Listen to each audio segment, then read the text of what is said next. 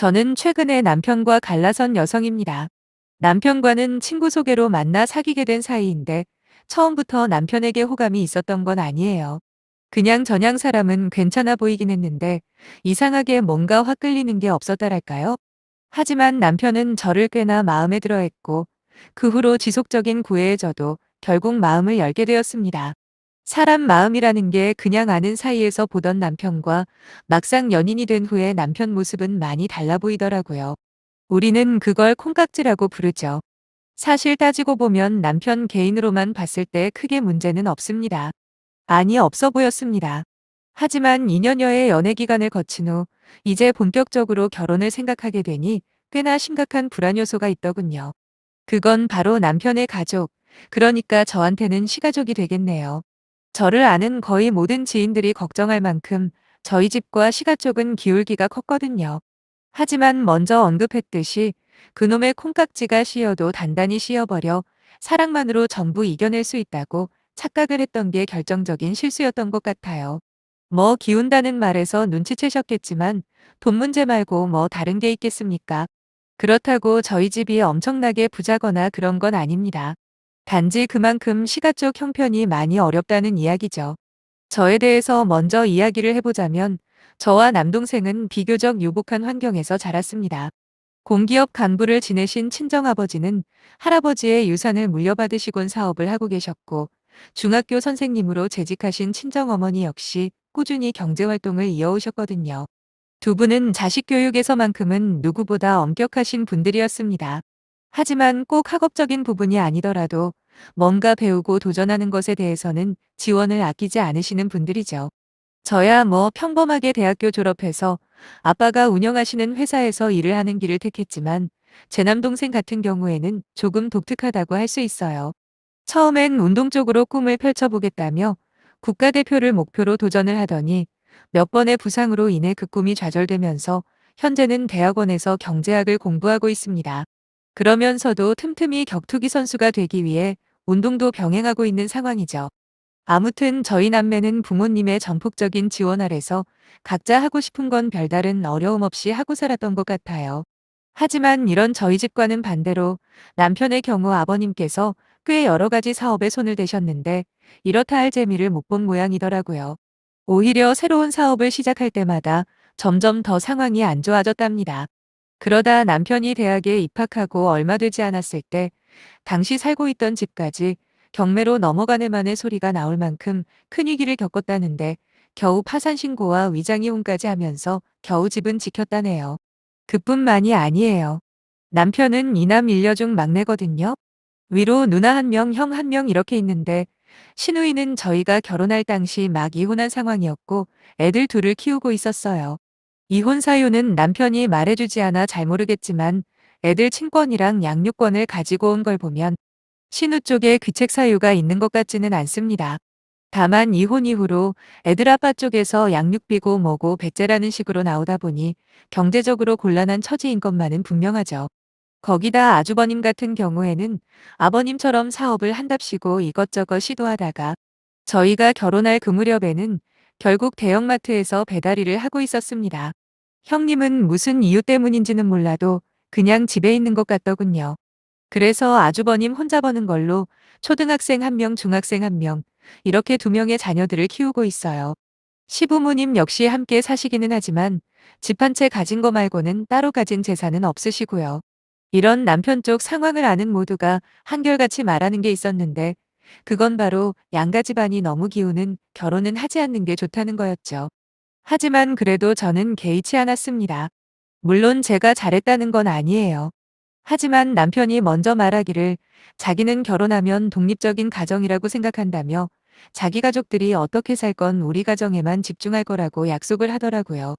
거기다 실제로 시부모님께 인사를 드리러 갔을 때도 당신들이 해줄 수 있는 게 없는 만큼 바라는 것도 없다. 그저 너희들만 잘 산다면 그걸로 만족하신다며 저를 안심시켜 주셨고요.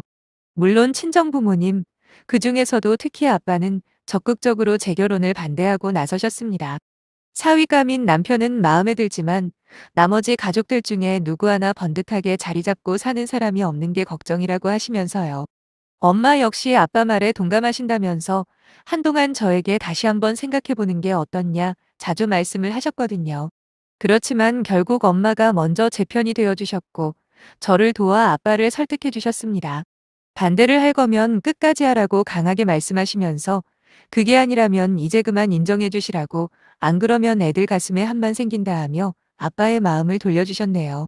신혼살림은 그때 제가 살고 있던 오피스텔 보증금과 남편이 모은 돈을 합쳐 작은 아파트에서 전세로 시작했는데 여기도 사실 사연이 조금 있습니다. 원래는 친정부모님께서 집을 하나 해주시려고 했거든요. 하지만 제가 거절했어요. 대신에 그 돈을 제 사업 자금으로 달라고 했죠. 사실 사업 아이템은 이미 오래전부터 생각해놓고 있었고 결혼하면 직장을 관두고 시작하려고 했었던 겁니다. 물론 초기 자본이 많이 들어가는 터라 자금 조달이 관건이었는데 마침 집을 해주신다고 하니 그렇게 말씀드린 거죠. 어차피 아이 낳고 하면 휴직하고 뭐하고 그래야 하는데 그렇게 눈칫밥 먹으면서 그리 좋지도 않은 회사 생활을 이어나가고 싶지 않았거든요. 집이야 언젠간 돈 모아 살 수 있지만 사업이라는 건 그렇지 않잖아요. 때가 있고 타이밍이 중요한 건데 마침 그때가 제가 생각한 적기였기도 했고요. 결혼식을 올리고 얼마 지나지 않아 저는 회사를 나왔고 그동안 구상했던 사업을 실천에 옮기기 시작했습니다. 여기다 제가 하는 사업에 대해서 구체적으로 쓰기는 뭐하지만 키오스크 기술에 관련된 사업이라고만 말씀드릴게요. 혹시라도 제가 누군지 특정이 될 수도 있거든요. 비록 작은 아파트에서 전세로 시작하긴 했지만 그래도 번듯한 제 사업을 시작하게 되니 정말 흥분이 되더라고요. 당연히 처음부터 잘 될 리는 없었지만 그래도 제 예상보다는 훨씬 빨리 자리를 잡게 되었습니다. 제 궤도에 오르려면 적어도 2년은 걸릴 줄 알았는데 불과 1년 만에 어느 정도 안착을 하더라고요. 물론 그 시간 동안 저는 그야말로 뼈를 깎는 노력을 했습니다. 솔직히 남편에게도 미안한 일이었지만 온 신경을 사업에만 쏟아부었거든요. 그렇게 창업한 지 횟수로 2년 차가 되어갈 때쯤 한 달에 1,000만 원 이상은 너끈히 벌게 되었습니다. 그리고 저는 그중에 200만 원을 매달 친정부모님께 드리기 시작했죠. 용돈도 생활비도 아닌 딸이기 전에 저라는 사람을 믿고 투자해 주신 데에 대한 일종의 감사의 표시이자 배당금의 개념이었어요. 친정부모님께서는 한사코 안 받겠다 하셨지만 제 고집을 이길 수는 없었습니다. 그리고 이 부분 역시 남편은 전부 알고 있었고요. 말이 나와서 말이지만 남편에게 금전적인 부분에 있어서는 작은 비밀도 만들지 않으려고 했습니다. 왜냐하면 남편보다 돈을 잘 벌수록 괜한 일로 오해를 만들 수 있다 싶었거든요. 그러던 어느 날 남편이 심각한 표정으로 저한테 할 말이 있다고 하더라고요. 그동안 저를 속여왔다며 미안하다는 사과로 말을 시작하는 남편은 6개월쯤 전부터 신우한테 매달 30만 원씩 보내주고 있었답니다. 제가 사업이 잘 되기 시작하면서 남편한테 다달이 용돈을 넉넉하게 주고 있기는 했는데 그 돈을 자기 누나한테 나눠주고 있을 줄은 전혀 몰랐어요. 순간 혹시나 싶어서 신우네만 그렇게 도와줬냐 물으니까 그것도 아니랍니다. 신우네 도와주는 게 어쩌다 보니 아주버님 귀에도 들어갔는데 하도 서운하다 난리를 쳐서 그 후로 몇 번 도와줬다네요. 진짜 어이가 없었어요. 내 남편이 이렇게까지 물러빠진 구석이 있나 싶었죠. 하지만 자기 용돈을 어디에 쓰는지 제가 관여할 바는 아니라고 생각했습니다. 게다가 다른 허튼 데 쓴 것도 아니고 가족을 도와줬다잖아요. 그걸 야박하게 뭐라고 하기도 그렇고 다만 시부모님에게 이미 제가 따로 달에 50만 원씩 챙겨드리고 있는 상황에서 자기 형제들까지 챙기는 남편이 답답하긴 했습니다. 그래서 지금까지 일은 지나간 건이 아무 말 않겠다고 대신 앞으로는 시가에 돈 들어갈 일이 생기면 절대로 독단적으로 결정하지 말고 나랑 먼저 상의를 해달라고 그랬어요. 이런 식으로 알게 되는 거 찝찝하고 마음 상한다고 했더니 남편도 자기가 생각이 짧았다며 사과를 하더군요. 그렇게 그날 일은 그렇게 넘어갔는데 올해 어버이날이었습니다. 저는 친정아빠 차를 바꿔드릴 계획을 세우고 있었습니다. 워낙 알뜰하신 성격이라 현재 타고 다니는 자가용이 벌써 8년이 다 돼가는데도 좀처럼 차 바꿀 생각을 안 하시더라고요. 거기다 올해가 아빠 칠순이시라 꼭 특별한 선물을 하나 해드리려고 오래전부터 벼르고 있었거든요. 남편도 별말 안 하고 알아서 하길래 저는 그래도 혹시 모르니 시부모님이나 누나 형한테는 말하지 않았으면 좋겠다고 그랬어요. 괜히 분란 만들기 싫었거든요. 그리고 얼마 후 시부모님 댁에서 다 같이 식사를 할 기회가 있었어요. 주말 저녁에 시가에 도착하니 이미 아주버님과 식구들, 그리고 신우와 조카들까지 전부 와 있더라고요. 마침 어버이날도 곧 다가오고 해서 제가 한턱 쏘겠다고 말씀드렸고, 저희는 근처 고깃집으로 향했죠. 시작부터 돼지갈비 20인분을 시켜놓고 소주도 몇 병 시켰습니다. 이왕 드시는 거 마음껏 드시라고 했더니 처음엔 다들 얼굴에 웃음꽃이 피었었네요. 하지만 얼마 안 가 다들 술에 조금씩 취하면서 일이 벌어졌어요. 눈치 없는 남편이 글쎄 제가 친정아빠 차를 바꿔드린다는 이야기를 해버렸더라고요. 어머님은 사돈이 자식 잘 둬서 매달 용돈에 차까지 받으신다며 부러워 죽겠다 그러셨습니다. 이어서 아버님 역시 그러게 말이야 하시면서 우리들은 자식 복은 글렀다 하시는데 영 분위기가 불편했네요.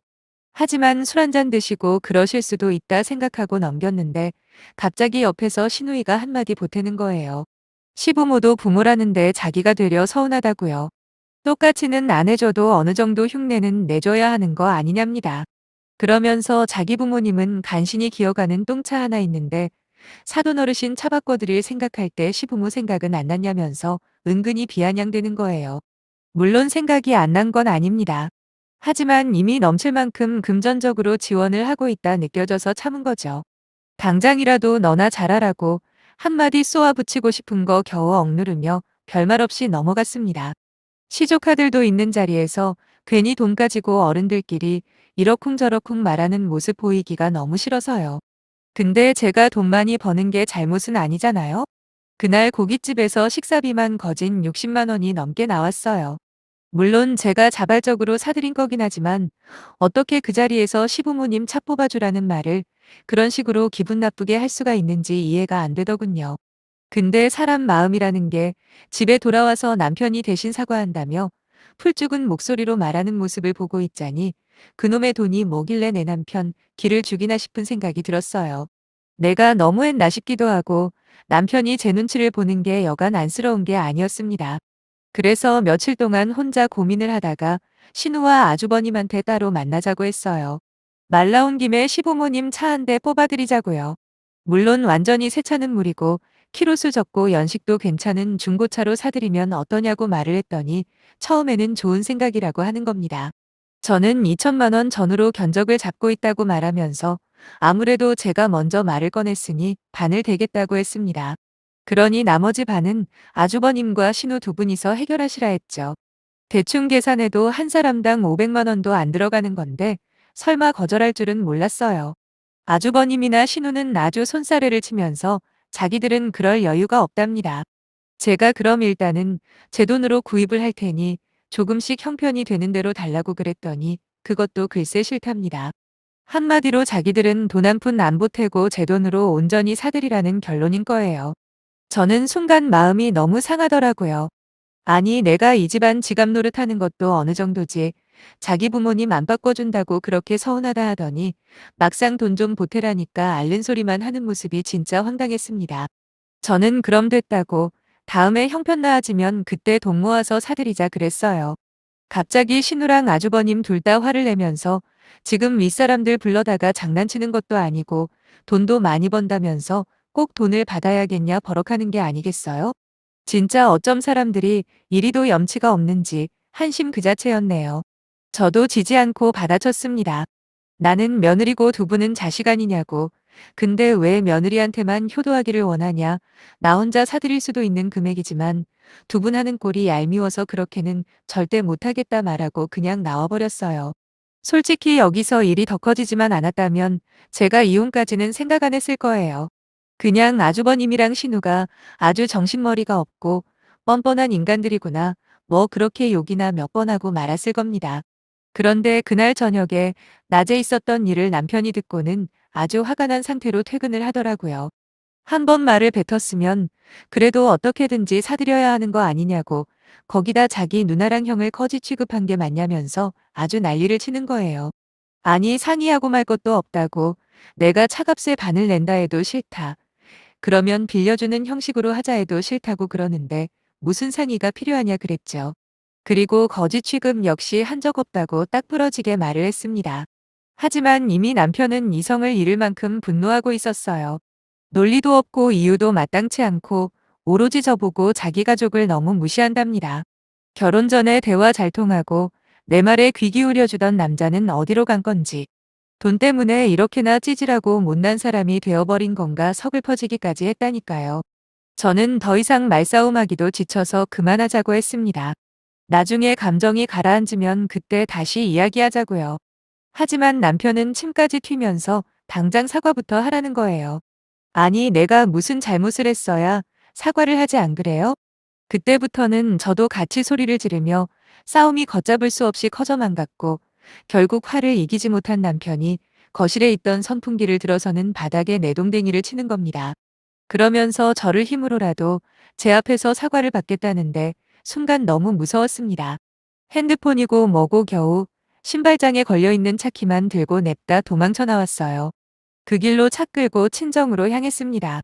1시간 남짓 걸리는 그 짧은 시간이 얼마나 무서웠는지 몰라요. 가는 내내 핸드폰도 없으니 전화도 못하고 꼭 뒤에서 남편이 쫓아오는 것 같은 공포심에 온몸이 부들거리기까지 했죠. 간신히 친정에 도착을 했는데 다행히 부모님 두 분 다 집에 계시더군요. 머리가 산발이 돼버린 저를 보며 무슨 일이냐고 물으시길래 전부 말씀드렸습니다. 언제 연락을 했는지. 잠시 후 동생이 집으로 왔고 그렇게 저희는 다시 제 집으로 올라갔죠. 현관문을 여니 집안은 온통 아수라장이 따로 없었지요. 남편이 쥐승질에 못 이겼는지 아주 TV고 뭐고 다 때려 부셔놨더라고요. 소름이 쫙 끼쳤습니다. 이런 사이코 같은 남자인 줄도 모르고 살을 부대끼며 살았다는 게 말이죠. 남편은 곧바로 제 동생한테 제압이 되었고 그 와중에 자기가 순간 이성을 잃었노라며 빌고 또 빌었지만 그따위 변명이 통할 시기는 이미 지나 있었습니다. 이튿날 아빠 지인분의 도움으로 경찰에 신고하고 이후의 일은 변호사를 선임했지요.